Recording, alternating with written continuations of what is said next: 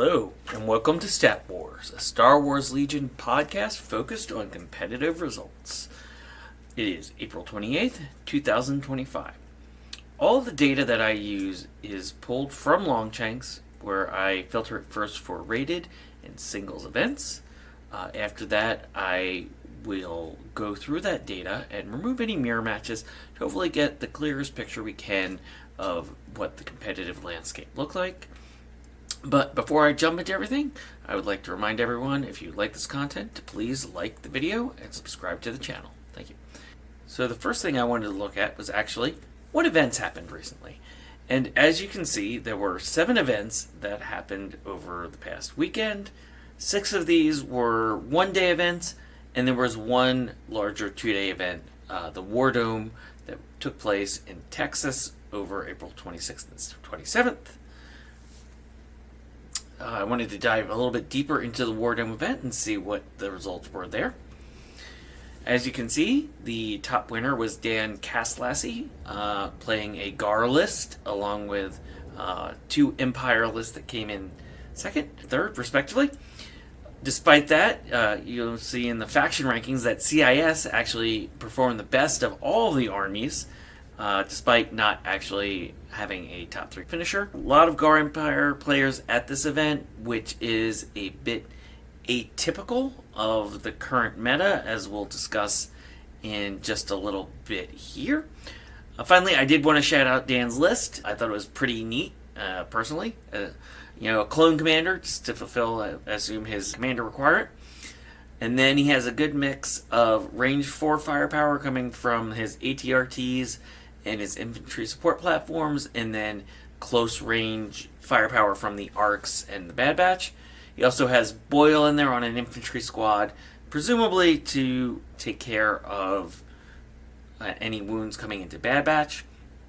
I also liked there's a lot of impact in this list, as well as large dice pools, as we're seeing a large number of armored units in the game, with light armor, with things like the ATRTs, as well as heavier armor vehicles. And those are both able to pretty easily punch through it. So, now we're going to switch over to the first graph here, which is our global faction win rates. I wanted to cover sort of the periods that we're looking at on this graph. The first period was the release of 2.6 until the November update. And obviously that was when Gar was very dominant. And then in November there was an update to bring down Gar's points a little bit. We also saw the release of Sleeper Cells, and that period continues in this graph until post-LVO, where we saw the Crabs and Aquas release, which obviously Aquas were affecting the meta, as we saw in Worlds. Now we are in our newest period, which is following the April points update.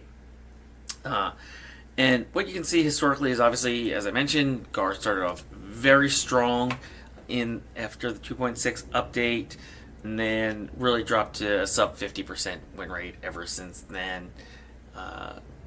The CIS started off pretty strong and has continued to get better and better. I'm not too worried about the 62% that we see on the chart right now, as that's a very small sample size of only 106 games thus far, and I expect that will probably come back down a little bit over time. Rebels also started off fairly strong at about 52% win rate, and they've been obviously went very strong when Sleepers released. I think they came back down a little bit as people began to understand how to manage Sleeper Cells a little bit better, and we'll continue to watch them. We saw their recent win rate has dropped just a little bit, but that could also just be people testing out new Lando, Jyn, Cassian, seeing how those units perform on the table. And then finally, unfortunately, we get to Empire. Empire has really consistently struggled since the 2.6 update.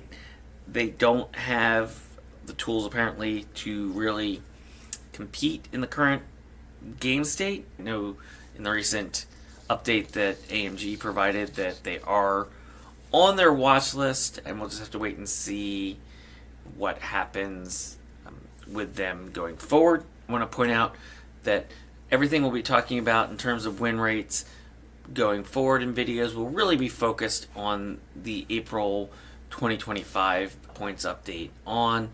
As you can see, we only have 94 to 100 games per faction on the chart right now, and that's just because it just happened 2 weeks ago. The number of events grow. I expect that those numbers should get to a few hundred relatively quickly, which will give us some more statistically significant data that we can interpret from. We'll finally mention that I'm not including the region-specific win rates. Those are available on the Legion Discord. Those that are interested, I will say that they started off more disparate between North America and the EU. However, as we've seen over time, those differences have become less, I think, as Americans have adopted higher density tables. The next slide I want to cover is the faction popularity.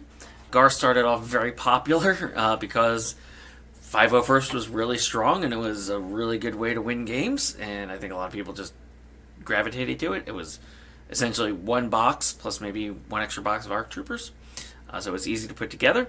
A lot of people had it, and a lot of people ran it. Since then, the popularity's dropped to around 24-25%. I expect that that's probably right around the sweet spot of where both the developers want to see it and, frankly, where players want to see it and will be seen for the foreseeable future. Empire started off very strong. Historically, Empire was the most popular faction before 2.6, and we've seen them undergo a steady decline in popularity. I mean, anecdotally, in my region, people are definitely not as enthusiastic about the faction. They feel like it's dewback invaders or nothing else. So I think hopefully we'll see some changes to Empire sooner rather than later to make that get excited. I think if that number continues to go down and drops below 20%, that it will be very alarming, at least to me. Conversely, CIS, they started off just under 25% at 22%, and they have really just grown and grown and grown. I think, Aquas and to a lesser extent Crab Droids coming out have really invigorated that faction. I think that's great. I'm really happy for all of those players. I think that will continue to accelerate now that B2s are available for pre-order. So we'll see how that goes. And then finally, Rebels, very similar to CIS, were certainly not the most popular faction initially, and then kind of jumped up to this 24%-ish range, very similar to GAR. So they seem to be in a very healthy spot. Obviously, they were very popular at Worlds with the double and triple sleeper cells, as well as they're very strong hero characters. People like Star Wars. I like Star Wars, obviously, and people want to play their heroes, and a lot of those heroes are rebels. So not surprising that they're popular, and I think it's great that they're continuing to see growth. And I think some of these new reworks from Jyn, Cassian, Lando will spur some more interest. The next graph I want to cover is the XNO, XM1% of player win rate. So here, what I'm doing is pulling data, asking Longshanks which players went at least either 3-0 or 3-1 or 4-1 or 5-0 or 5-1 or something like that. So they can have, at most one loss to kind of get into that first bracket, or no losses if it's a result from smaller events. And then I go back and ask Longshanks, give me all the players that played that faction. The big caveat with this data is that it is messy, because Longshanks doesn't like to report out players that got no wins. So the numbers tend to be a bit overinflated in the percent of players that have a win rate. We don't want to focus too much right now on the post-April update win rates, because there's just not enough data and it's going to be very messy. So instead we'll look a little bit more historically here, and these largely mirror what we saw in the other graph, where Gar started off very strong. Rebels and CIS were a little bit behind it, and Empire was lag behind. Following the points adjustment to Gar, both Gar and Empire have really just been struggling to make those top tables, either win, your 3-round events or go, 3-1, 4-1 at the larger events.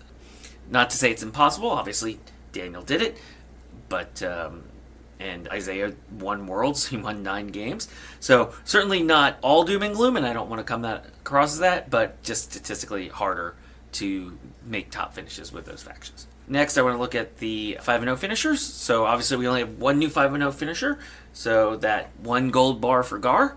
Again, I don't think there's any new real surprises in this data. I don't want to belabor it. We saw early on Gar was winning a lot of GTs, winning a lot of big events. After that, they've won, a handful, notably Worlds, obviously. Empire has really just scuffled along pretty much in the totality of the new edition. CIS probably doing a little bit better. Rebels obviously doing a bit better. There weren't a lot of big events following LVO till Worlds, so those gray bars are kind of small because nobody had a lot of events. But yeah, so at least everybody in every faction is winning the occasional large event. My final graph here is just a graph we're going to grow over time together. And this is really looking at cumulative performance from the start of the period to a given week. So, we had our first weeks of data, which was April 16th to 21st. And then we have our second data point, which is April 16th to 28th. So 2 weeks of data. And so over time, we will continue to look at this graph, and presumably at a certain period it will start to stabilize and you'll see less and less variation, but otherwise not much to take away from this one today. So I just wanted to end this video with a few concluding remarks. First, most importantly, we have very limited data so far for the game after the April update. We really need to get several hundred games for each faction in before we can start to even make any real speculation or claims about what this data means. So if your faction is doing great, great. If your faction is doing not well, I'm sorry, but please don't assume that it will always be that way. Players can find new combinations at any point in time that can really change the whole dynamic of the game. One thing I am more concerned about is Empire's popularity decline. Obviously Darth Vader is Star Wars in no small degree, and if the faction that features him is seeing less and less interest, that's obviously worrisome just for the overall health of the game. Other properties have their main important people. Obviously, they want those characters to do well, so hopefully we'll see not just a boost to Vader, but a boost to Empire to get people excited to play it again. And then the final thing I'm watching is just the importance of activation count. We saw in Worlds, the finals, 7 of the 8 lists, were 12 or 13 activations. Daniel's list that just won Wardome was 12 activations. That activation padding gives so much power for the ability for your army to sort of absorb bad dice rolls, especially with aggressive tactics going away in the new edition. I think that activation count in red armies is going to become even more important as surges have become less available. So obviously we'll wait and see what happens, but that's something that hopefully we see some movement on in the long-term health of the game.